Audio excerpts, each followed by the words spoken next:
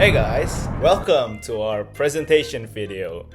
Today's presentation will be conducted in the asynchronous format due to this Natalis, so you guys will be watching this presentation not offline but online through YouTube.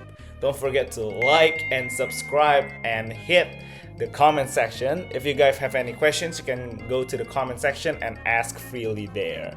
It will be counted as your participation during this presentation. I'm Tobias Naga from Group 5, consisting of 3 other members, which is Lutfi, Josh, and Daryl. So, for today's presentation, we'll be talking about Chapter 9, which is Leadership and Decision Making. Before that, here's a little bit of a joke, which is leaders that looks like us. Do you guys know any of these people? So, in our vision, Lutfi looks like Barack Obama, Toby looks like Bill Gates because of the glasses, Josh looks like Jack Ma because he's Chinese, and Daryl looks like Boris Johnson because they have brown hair, I guess.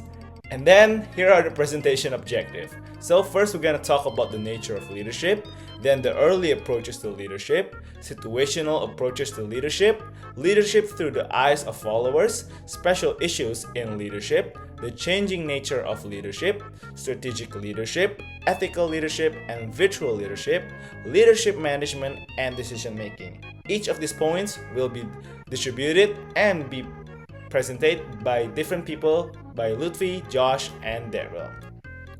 And this is a quote by Sun Tzu, which is The Art of War. He said that to be a good leader, please listen to this presentation.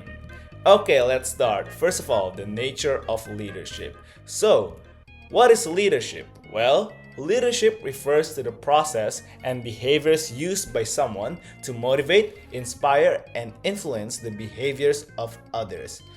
And there's something that you guys need to know, and it is that leadership is not the same as management. Although leadership and management are often related, like I said, they are not the same. Why? Because leadership involves such things as developing a vision, communicating that vision, and directing change. Management, on the other hand, focuses more on outlining procedures, monitoring results, and working toward outcomes. Organizations need both management and leadership if they are to be effective. Management in conjunction with leadership can help achieve planned orderly change, and leadership in conjunction with management can keep the organization properly aligned with its environment. And then we have leadership and power. Now, what is power? Well, before we need to understand leadership, it's necessary to first understand power. Power is the ability to affect the behavior of others. There are 5 types of powers: legitimate, reward, power, expert, referent, and coercive. So, what is legitimate power? Legitimate power is the power granted through the organizational hierarchy. The example of this power is a manager can assign tasks to a subordinate, and if a subordinate refuses to do them, they can be reprimanded or even fired. After that, we have reward power. The example of this power is that rewards that a manager may control include salary increases, bonuses, promotion recommendations, praise, recognition, and interesting job assignments. And then we got expert power, which is power derived from information or expertise. The example of this power is that a manager who knows how to handle a quirky but valuable customer. And then we have reverent power. Is power based on identification, imitation, loyalty, or charisma.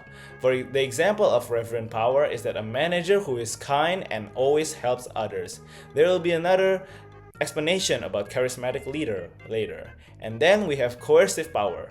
Coercive power is the power to force compliance by means of psychological, emotional, or physical threat. The example of coercive power is that a teacher threatens to give detention to students who don't finish their homework. Well, that is all for me. After this, Josh will explain the next point. Bye guys. Okay, next up is early approaches to leadership. After we talk about leadership and what is leadership, I think it's best if we see the traits and the behavior of a leader. So, study says that the essential leadership traits are like intelligence, dominance, self-confidence, energy, and knowledge about the job. I think it is natural for us to think like, if we think about a leader, oh, I think leader is have great intelligence, have dominance, have self-confidence, have energy, and have knowledge about the job. I think that is like natural to us to think about that if we think about the leader. But these traits mean nothing. For example, one of the tallest US President, Abraham Lincoln, were like connected. If a leader was tall, and it means the leader was effective. But this is not true. If we look at like Napoleon or like Hitler, they were not tall. Both were not tall, but they were great leaders in their own way. Maybe like Hitler or Napoleon was not a great influence and caused many deaths, but in the grand scheme of things, they were great leader. They managed how to like bring an entire nation to war. Like that is a great leader because they had influence, but they don't fit the like stereotypical criteria in being a leader. So the traits of like intelligence and etc. doesn't mean nothing. But in recent studies, traits like emotional intelligence, mental intelligence, drive, motivation, honesty, integrity, self-confidence, and knowledge of the business and charisma shows more promise than the old stereotypical leadership traits. These traits show promise in becoming a good leader, but it is far from being definitive. This still means nothing, but at least it's an improvement than the old regular stereotypical traits. I think to see if a leader is really a good leader it's from their behavior. Studies tries to find behavior in a good leader and begin to shift from traits to behavior because the traits were not definitive as being a good leader. So a good leader have this behavior. There's two main things: a task-focused leader behavior and employee-focused leader behavior. A task-focus is merely focus how and a leader focuses on the employees or the employees' work ethics, how to meet goals, how to achieve certain performance standards. And employee-focused leader behavior is more like satisfaction, motivation, and well-being of the employees.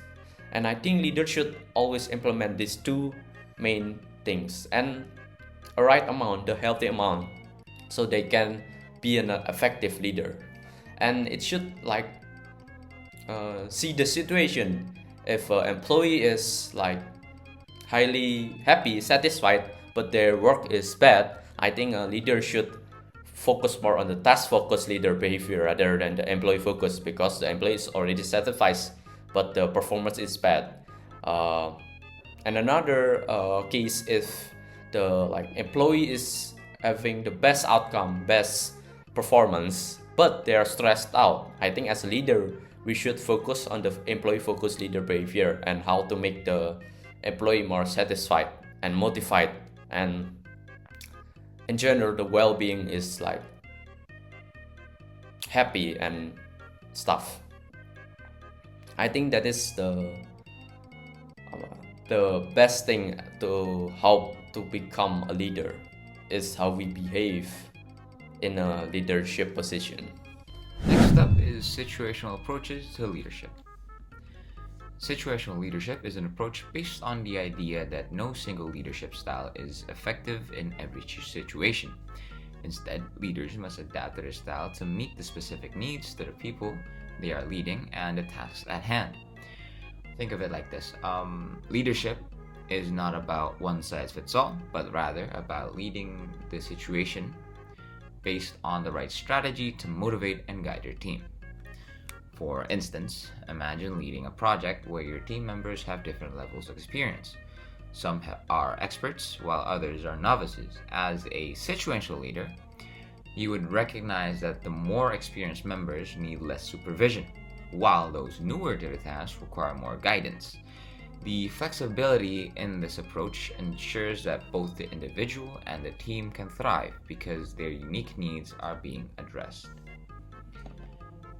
Next is the Hershey-Blanchard situational leadership model. It presents four distinct leadership styles: directing, coaching, supporting, and delegating. Each is designed to address the varying levels of competence and commitment found in team members.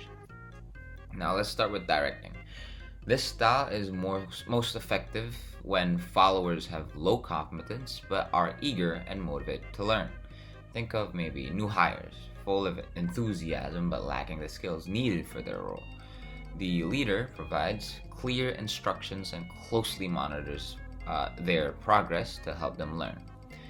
Next is coaching, which is helpful for employees who have gained some competence but still need guidance. Here, the leader offers both direction and encouragement, helping the team member build their confidence and skill. Supporting comes next. This is the followers who are competent but may need a boost in their motivation or morale. The leader's focus shifts to offering emotional support, acknowledging the skills, and encouraging greater autonomy. And finally, delegating is used when team members are highly skilled and motivated. In this case, the leader steps back and allows them to take ownership of their task, offering minimal supervision. Situational leadership in real-world scenarios. Situational leadership can be applied across in many industries and contexts. Consider the tech industry, where projects evolve rapidly and innovation is constant. Early in project's life cycle, a leader may adopt a more directive style as the team works through unfamiliar challenges. However, once a team becomes proficient, the leader might switch to a more supportive or delegative approach, allowing the skilled team members to take the lead on their own. Next, in healthcare, situational leadership is vital, especially in high-stakes environment like emergency rooms. During a critical event, a directive approach is necessary to ensure fast decision making. But in less urgent situations, such as routine care, a more supportive or delegative style may be appropriate to empower healthcare professionals to act independently. Understanding how to switch between these styles based on the needs of the team and the situation can greatly enhance your overall performance and outcomes. Okay, let's move up to the next step. It is the fourth step. It is leadership through people's vision. So based on it, from what experts say, that there's two types of leader from what people see. The first one is transformational leader, and the second one is charismatic leader. And for your information, Donald Trump has been elected by the Americans because of they say that Donald Trump has these two types of leader in his body. I don't know if that real or not, but it is people say, so I can certify it. So let's move up to the first one is transformational leader. So basically, transformational leader in the short way, it is a leader that prioritizes change over stability. Transformational leader is a critical for promoting change in businesses, particularly during types of considerable shift. It enables leaders to discern when change is required, define a compelling vision, and successfully implement that vision. This style differs from transactional leadership, which focuses on normal management activities such as assigning work and reviewing performance. So become these transformational leaders. You must know the role of the leaders. So while allocating work and assessing performance are common management duties, transformational leader is also necessary to handle big transformation like mergers and cultural shift. So there's a lot of case to be solved by transformational leaders too, but I can include it in here. So move to the next point is the key abilities. So to be a transformational leader, of course you have to have one of the key abilities to become a great leader. So the key abilities is that transformational leader must can identify the need for change, formulate a plan to drive it, and successfully implement the transformation. So basically, the transformational leaders is requires your creative skills. If you don't have that creative skills enough, I think you cannot be a transformational leader. You must learn first to be a creative people.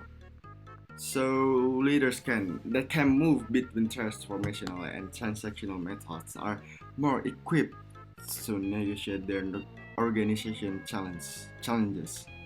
For example, as you can see, it is written that in an inspiration point, it is Jeff Bezos. Who doesn't know Jeff Bezos, one of the richest man in the world? He owns Amazon. I mean, Amazon in application right now, not Amazon River. So basically, Amazon in starting is just selling a bookshop. It is an online bookshop. But as the firm grew, Jeff Bezos embraced transformational leadership to build Amazon into a massive retail platform. Once the business was stable, he referred to a transactional approach to consolidate profits. So you can see right here, Jeff Bezos is really adapting to the situation, and he really maneuver it very soft, very smooth. And then, as you can see, Amazon still stand up right here. So it is the company is still stable because of the transformational leader like Jeff Bezos. It is very high quality. So over to the second type of leadership, it is charismatic leadership. So basically, charismatic leadership in a short way is a type of influence based on a leader's charisma and vision, which inspires followers. So we can underline the on a leader's charisma and vision. So that's why I put the picture. It is written that plus 1,000 aura, which means the leader has the charisma. The leader has the confidence to do whatever he want or she want. So basically, charismatic leadership is a powerful impact that stems from a leader's ability to inspire and draw followers via personal charisma and vision. As I said before, these leaders frequently exude confidence in their views, set lofty goals, and present a clear future outlook. They inspire their staff with energy and a track record of accomplishment, while also offering support and understanding. So there are some characteristics of charismatic leaders. The first one is they are very confident in their belief. Yes, yeah, that's what I'm saying before. They are very confident. So the second one is they set high expectation for themselves and their followers. And then the third one, they capable of energizing and leading teams to victory. And the last one is they are supportive and empathic with followers. So basically, charismatic leader is really what is it? They know what followers feel. They must know what the followers feel, because if the leader don't know what the followers feel, you don't hope your company runs well, bro. Like, okay, let's go to the next point, ethical consideration. So charismatic leader has an ethical consideration, sadly. The ethical consideration is assumed by the behavior of historical figures like Adolf Hitler. Does you know Adolf Hitler is one of the leaders of Nazi? So he is a charismatic leader, can occasionally influence followers to make immoral or dangerous decisions. He makes followers to blind of their loyalty, so they don't know what they are on the wrong side or right side. So Adolf Hitler make the followers is like full of blind. They don't know anything about Adolf Hitler. They don't know anything outside the organization outside the Nazi. So it is worse. What is it? Worst product of charismatic leader. So the last part is challenge for success. New leaders who succeed a charismatic predecessor frequently struggle to garner acceptability and respect while under pressure to achieve high expectations. It means like when you have to what is it to be a successor of a predecessor, it means it will be some pressure on you, right? Like the predecessor will be like what is it? People will thinking like the predecessor is better than you when you still starting your leader era. It is a high pressure for me, but I don't know if you feel like that. So that's what I mean. Right here, this challenge for success is the what is it? The to be a successor of a predecessor. It is not fully easy to fulfill what followers' expectation, but yeah, if you can handle the pressure, I'm sure that you will be a charismatic leader, to be a high quality charismatic leader in the future. So I think that's all for the chapter 4. We can move to the chapter 5, I think. Oh, it's my turn. Oh god. Sorry guys. All right. Okay. Point 5. Special issues in leadership. So, another interesting perspective on leadership focuses on alternatives to leadership. In some cases, certain factors may actually substitute for leadership, making actual leadership unnecessary or irrelevant. In other cases, factors may exist that neutralize or negate the influence of a leader, even when that individual is attempting to exercise leadership. So, there are important leadership traits such as leadership substitutes and leadership neutralizers.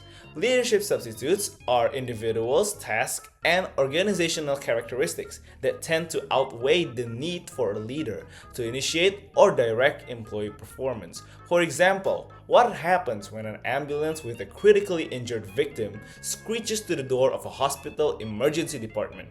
Do the emergency department employees stand around waiting for someone to take control and instruct them on what to do?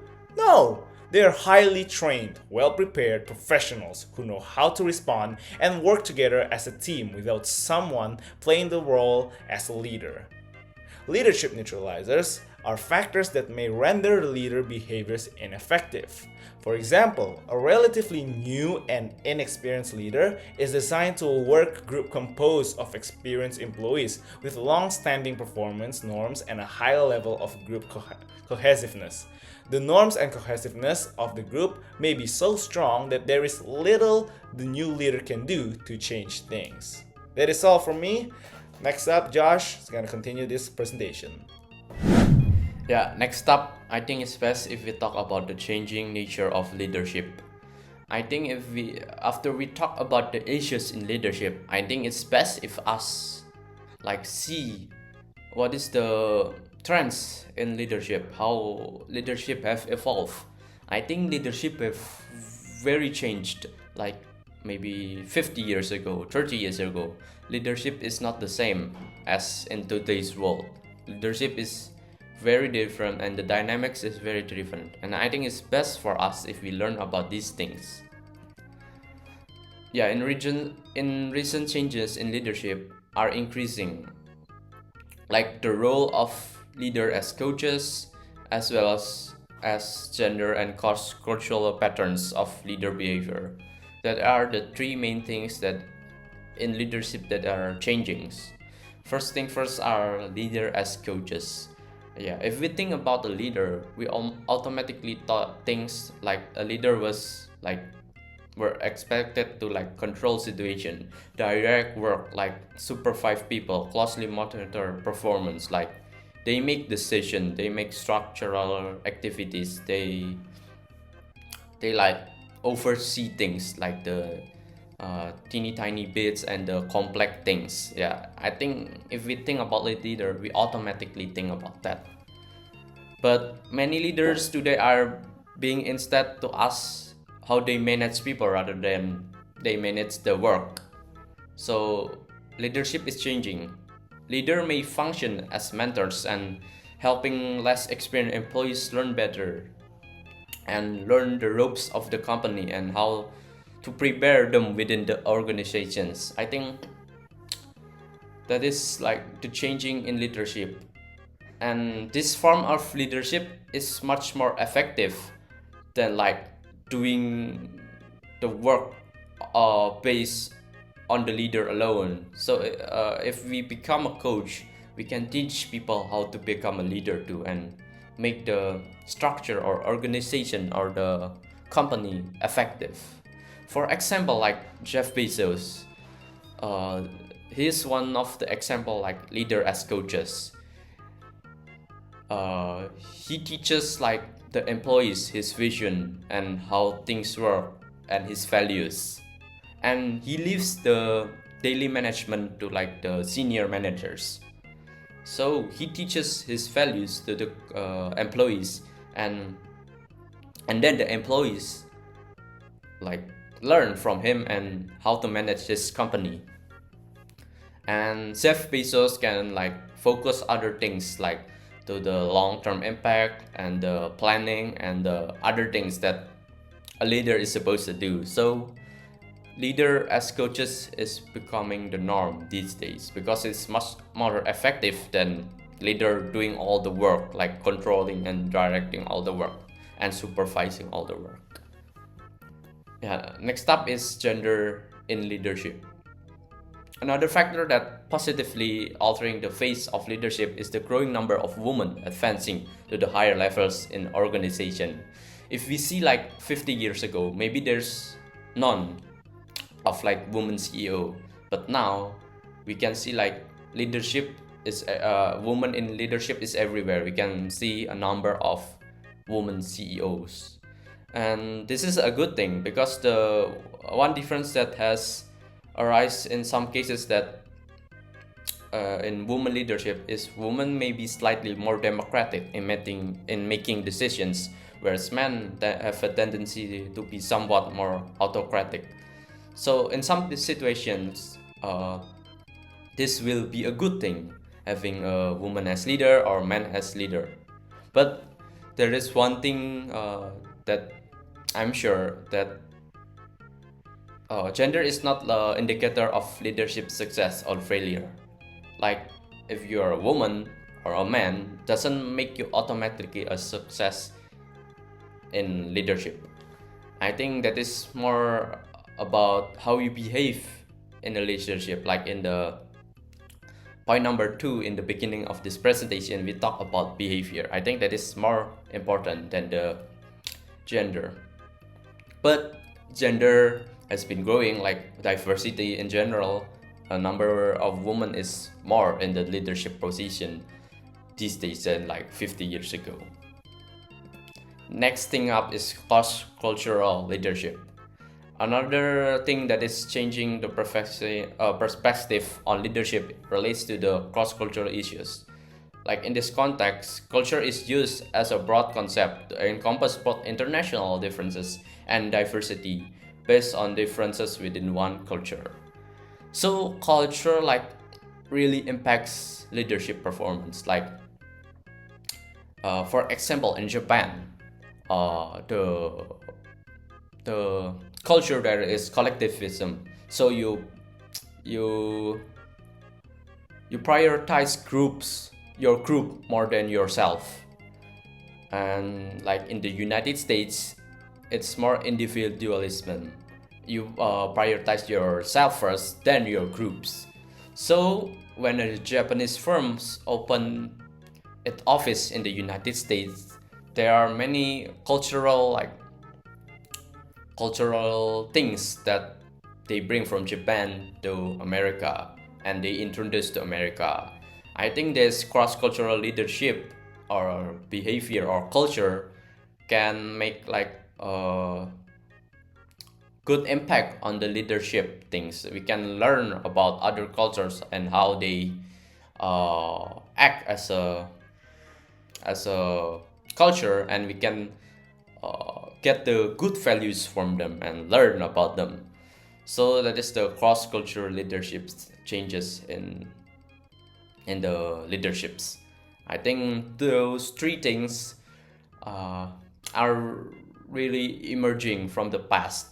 Like in the past, we don't see like these three things like gender, like culture, and like the leader as a mentor or a coach. Next up, we got strategic, ethical, and virtual leadership. Strategic leadership is more than just the day-to-day management. It's about setting a long-term vision for an organization and navigating the path to achieve it. A strategic leader looks beyond the immediate concerns and focuses on the future, making decisions that position the organization for both growth and sustainability. One of the key characteristics of strategic leadership is visionary thinking. Strategic leaders anticipate future trends, economic shifts, and emerging opportunities. They create strategies that not only address the present but also prepare the organization for what's next. Another important aspect for strategic leadership is resource management. Leaders must ensure that resources, including time, money, and human capital, are allocated effectively.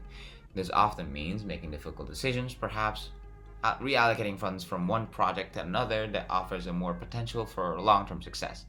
In this way, strategic leadership is inherently forward-thinking, constantly balancing risk and reward to keep the organization competitive.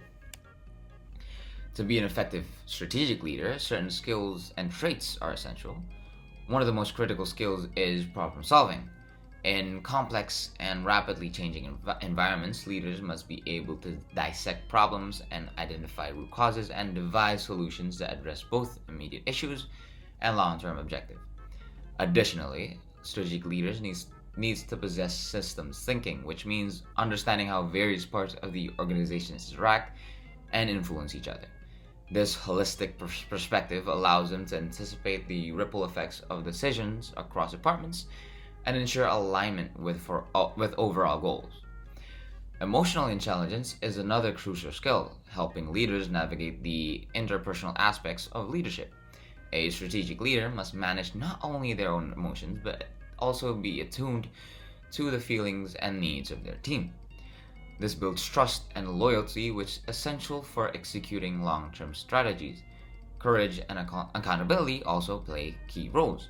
Strategic leaders are often faced with tough decisions, and they need the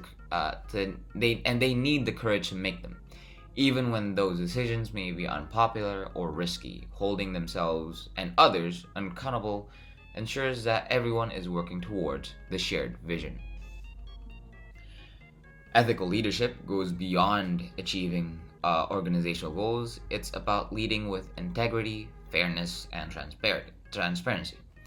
Ethical leaders are committed to doing what is right, even when it may not be the easiest or most profitable course of action. Integrity is the foundation of ethical leadership. Leaders must act consistently with values of their organization, setting a more positive example for others to follow. When employees see leaders acting with integrity, it fosters trust, loyalty, and respect within the organization. Transparency is equally important. Ethical leaders must communicate openly, honestly with stakeholders from employees, customers, and investors. This openness creates a culture of accountability where everyone is aware of the rationale behind decisions and can hold leaders accountable for their actions.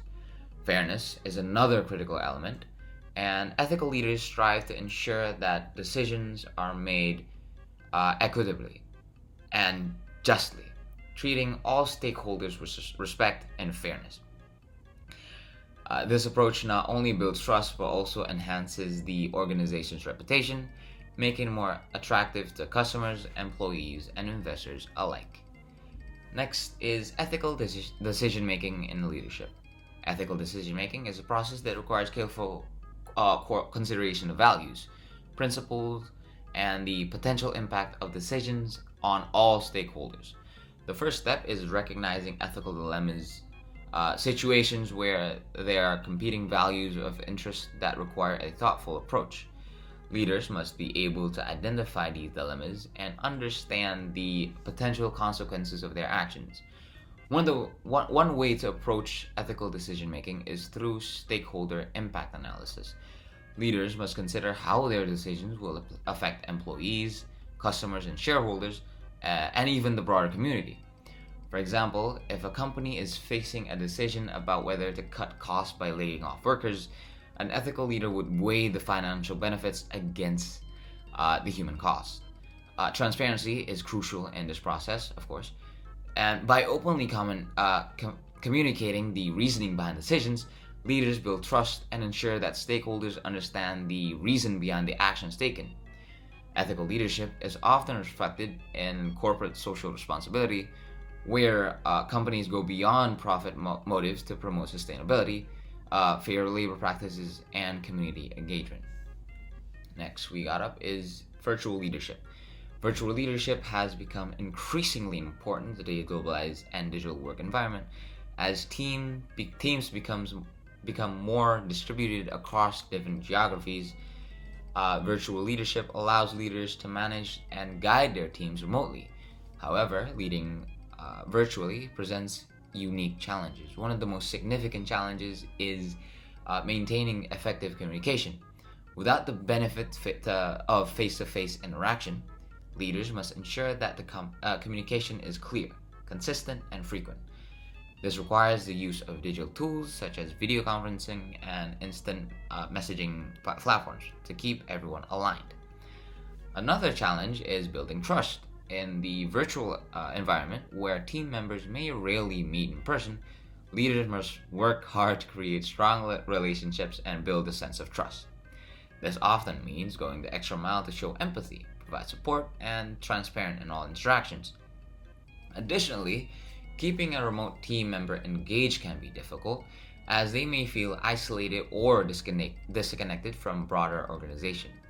Virtual leaders must find their way to motivate and inspire the teams even from a distance, while also ensuring that performance and productivity are maintained. Best practices for virtual leadership. These are tips, of course. Successful leadership requires the use of right tools and techniques. Video conferencing platforms like Zoom, Google Meet allow for regular face-to-face communication, which helps build rapport and trust among team members. Project management tools such as Trello, Asana, and Slack are essential for keeping tasks organized and tracking progress and maintaining accountability within the team. These tools provide a structured environment where remote team members can collaborate effectively and stay informed about project developments. Establishing clear communication guidelines is also crucial. Leaders should define expectations for when and how to communicate to avoid misunderstandings and ensure that everyone stays on the same page. Regular check-ins and feedback from another important practice. Frequent virtual meetings allow leaders to stay connected with their teams, provide guidance, and address concerns that arise. And lastly, setting clear goals and measurable metrics help remote teams stay focused and ensure that everyone is working towards the same objective. Okay, so let's move up to the last chapter. Is the 8th chapter. It is the correlation between leadership and with decision making. So without further ado, so move up to the slide. So the definition of decision making. So as it written, like the decision making can relate to either a singular act or a larger process. It includes choosing one solution from a list of options. So basically, the decision making is a process consists of recognizing the need for a decision, characterizing the issue, discovering possible options, picking the best option, and putting it into action. So I think that's all for the definition or the nature of decision making. So let's move up to the next slide. It is the types of decision. So the first one is, there are two types of decision. The first one is program decision. Program decision are structured and occur more frequently than non-program decision. So this decision often involve routine situations where procedures or guidelines are established. For example, Starbucks use program decision for purchasing supplies like coffee beans and cups. Employees follow specific procedures for brewing coffee, ensuring consistency and efficiency. Similarly, a small town Ford dealer might consistently choose to sponsor a local youth soccer team each year, relying on established practices. These decisions are straightforward and often rely on predetermined criteria, making them easier to manage. So move on to the second one, that is the non-program decision. In contrast, non-program decisions are unstructured and occur less frequently than the first one, program decision. These decisions are typically unique and complex, requiring managers to analyze its situation carefully. For instance, Disney's acquisition of the Star Wars franchise was a non-program decision. As you know, who doesn't know Star Wars? It is one of the best film, one of the yeah, it is the best film of the one of the best film in the world in of all time. So such decision demands significant time and resource to evaluate from various angles.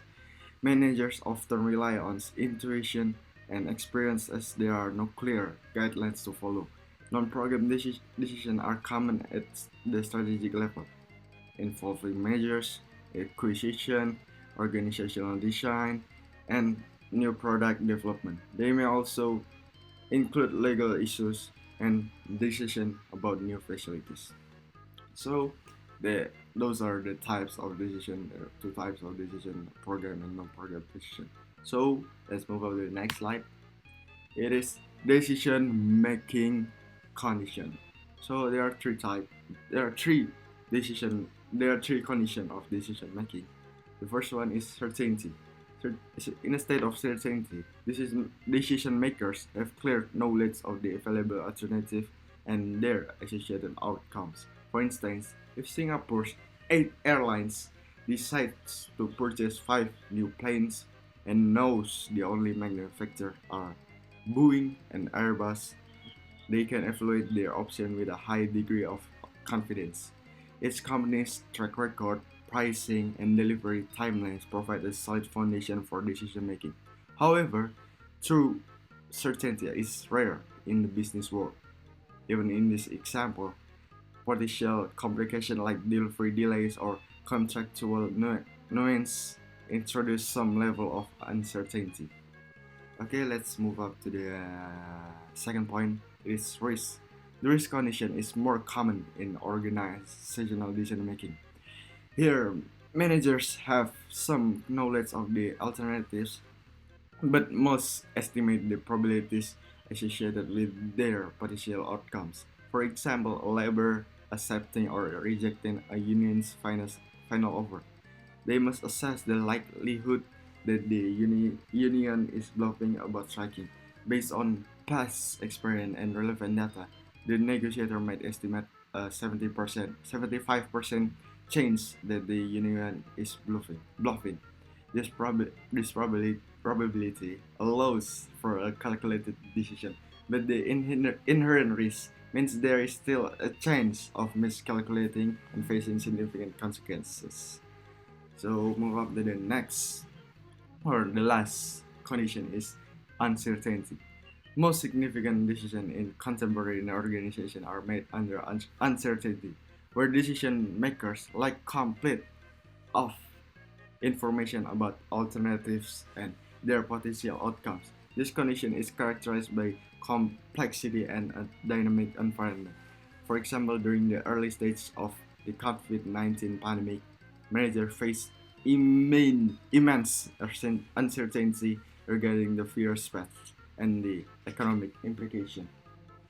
In such situation, gathering relevant information become crucial alongside the use of intuition and past experience. However, so uncertainty introduces a high degree of ambiguity, making it the most challenging condition for effective decision making and increasing the potential for errors. Okay, so let's move up to the next slide. It is rational decision making. So there are three. There's actually there are 6 steps of rational decision making. You must, what is it? You must pass these 3 steps to make a rational decision making. The first one is recognizing and defining the decision situation, and the second one is identifying alternative, and the third one is evaluating alternative, and then the fourth one is selecting the best alternative, and then the fifth one is implementing the chosen alternative, and the last one is following up and evaluating the results. I think from I'm saying that the each point is from I'm saying from what is it like. I think I don't need to explain more about each point because it is included right here. You can pause it, or maybe you can search it detailedly for each point. So let's move on to the last point or last slide. It is behavioral aspects of decision making. So there are 4 options, or there are 4 key of behavioral aspects of decision making. The first one is political force. Okay, political force. Because why political force? Because politics play a significant role, particularly through coalition, informal alliance formed to achieve common goals. For instance, stockholders may band together to influence board decisions, and lobbyists may sway lawmakers by aligning interests with campaign donation. And then the second one is intuition. Why intuition? Because there's a typo in the slide. So managers often rely on good feelings. Why good feelings or hunch based on experience, while intuition can expedite decision making. Over reliance, especially among inexperienced manager, can lead to poor outcomes. And the third one is escalation of commitment. So why escalation of commitment is one of the keys of the behavioral aspect of decision making. So because decision makers may become overly committed to a course of action, persisting even when it proves unwise. This phenomenon can be seen in investors who hold onto losing stocks, or in companies like Sears and Kmart, which ignored competitive threats and ultimately lost market share. And then the last one is risk propensity. This refers to managers' willingness to take the risk. Some managers are conservative, focusing on rationality and minimizing mistake, while others are aggressive and willing to gamble for potential high rewards. Organizational culture significantly influence these differing risk appetites. So I think that's all for the 8th chapter. So we move up to the next slide. Okay, we have come to the end of the presentation. Before we do the I case, do you have any question? You can leave your questions in the comment section below and we will try to answer them. Please give your best question so we can answer it. Okay, next up is the I case chapter 9. I know you have been waiting for this I case, so we're going to get right into it. So, painted into a corner. The situation. You're a relatively new CEO for a Progressive Paints and Coating Inc. Incorporation, a leading manufacturer of paints and stains in the United States. You were hired for your mission-driven leadership style and your commitment to balancing profits with customer service. The company's CFO, Jeff Johnson, has been within the company for 20 years, and you and Jeff have become close friends. You and Jeff just completed an optimistic quarterly call within the Wall Street analysts. The stock price have increased 5%, reflecting the positive earning reports that that we have exceeded expectations. So far, during your short tenure as CEO, earning has risen steadily every quarter, and there was a recent article in the Forbes that attributed the company earnings growth to your leadership. In addition, both you and Jeff have been rewarded generously with stock bonuses that are even more favorable because of the increase in stock prices. The board is happy, and so are the stockholders. PPC's missions is as follows: act with integrity at all times, deliver consistent sales and earnings growth, develop innovative products to meet future needs, work safely, protect the environment, and support communities where we operate, achieve superior shareholders' return. So the dilemma: a few days after the quarterly earnings call, you get a message through the internal reporting system from the controller, who reports to the CFO indicating she believed that there were at least 5.4 million of expenses that should have been reported in the last quarter, and that revenue have been overinflated to meet expectation. In addition, she reports that the CFO had failed to disclose that Lowe's Incorporation had decided to discontinue carrying your products in favor of a competition. Question to address: what are the ethical issues in the case? How would you address this situation, and how would you reconcile your strategy with the mission statement? So, what are the ethical issues in the case? As we can see, the ethical issues is like the financial reporting integrity. The controller message raises concerns about the financial reporting integrity. Inflating revenues and omitting 5.4 million in expenses misleads investors and violates honesty and transparency principles. As we can see, this is very misleading to the shareholders, and this is very bad ethical issues. And another thing is disclosure and transparency. The non-disclosure of Lowe's decision to stop carrying the company's product destroys the company's financial health and erodes the shareholder trust. In the act that we withheld this information from shareholders, this negatively impact our company, and this is not ethical and not a professional business ethics behavior. And the last thing is misleading. As CEO, there is a responsibility to shareholders, stakeholders, including employees and shareholders.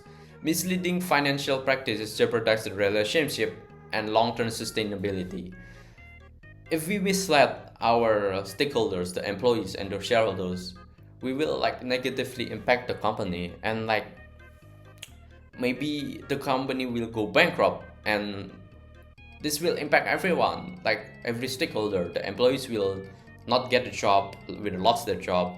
The shareholders will not get revenue or profit. So these are the three main things, the ethical issues that are in this case. How would this situation be addressed? I think this situation is best addressed if we do immediate investigation, initiating internal investigation, is the allegation true, and what to do.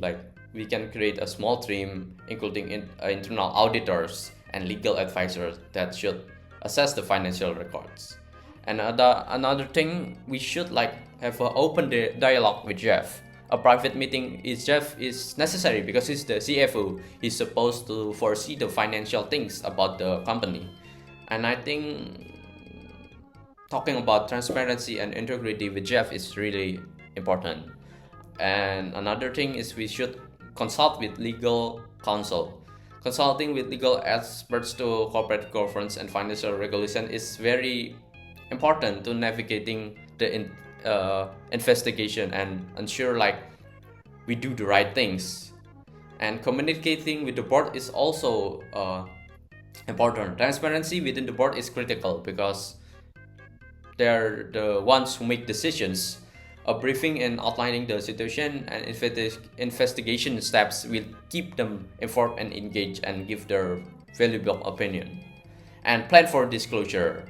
If there's discrepancies are confirmed, I think developing a communication strategy for stakeholders is vital. Proactive measure will help rebuild trust within the company and make the company much more healthier. And reassess internal controls. Strengthening internal controls and oversight mechanism is essential. Like seeing how the company works, how the company runs is very important to see how did we miss this 5.4 million in expenses. And the last thing and the most important thing in my opinion is culture of accountability. Fostering a culture of accountability is important. Encouraging every employees to report ethical concerns without fear is key. Like to say what is right is a great culture, and this culture will positively impact in the other things in their works. So I think these are the how the situation will be addressed. These steps. And how would you reconcile your strategy with the mission statement? I think taking a step-by-step action is very important, so we can cover our strategy better and align with the mission statement. I think the first step is act with integrity. Because we know that the company value is integrity, we need to create integrity. Create a code of ethics that provide training on integrity.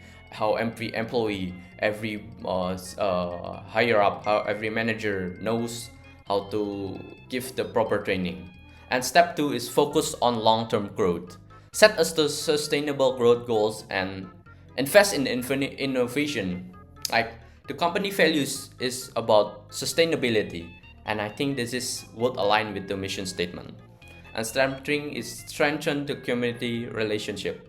Identify community needs and partner with local organization. Like we know that sustainability is the core of the company, and like environmental things is a value of the company. And I think strengthening the community relationship within the company is very important.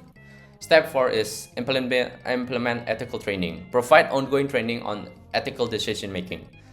This decision making will help, like the situation will not happen again, like the 5.4 million plus expenses and revenue that are inflated to meet expectation, and like the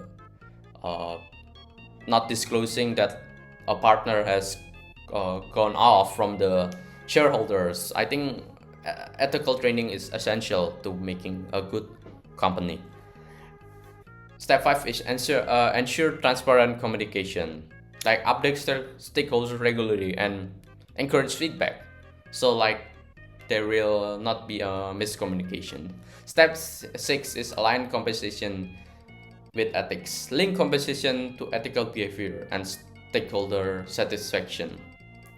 Like give compensations to employees that have good ethics and good behavior, like how they can satisfy the other stakeholders. And step 7, after we do step 1 until 6, is measure success beyond profits. Use KPIs or key performance indicators for customers satisfaction and community impacts. So it is beyond profits. We need to see how the customers is satisfied, how the community impact, like the environment, how the community will like benefit from this. So key performance indicators is really important. Step 8 is review strategies periodically. So strategies need to change. Yeah, you cannot use the same strategy in the beginning to end. So regularly assessing and adjusting strategies for alignment with the mission of the company is very important. So I think this is how I would reconcile my strategy with the mission statement or the mission of the company. Okay, I think it's time for questions. You can answer these questions in the comment section below, and we would like every one of them. So the first question is, how can the company measure success beyond just financial performance? The second question is, how does gender affect leadership? And name a famous woman leader. And third is an open questions. What will you do if you were the CEO in the I case? So these are the 3 questions. Okay, that's all from us. Thank you for listening. Hopefully you have a great day. And bye bye.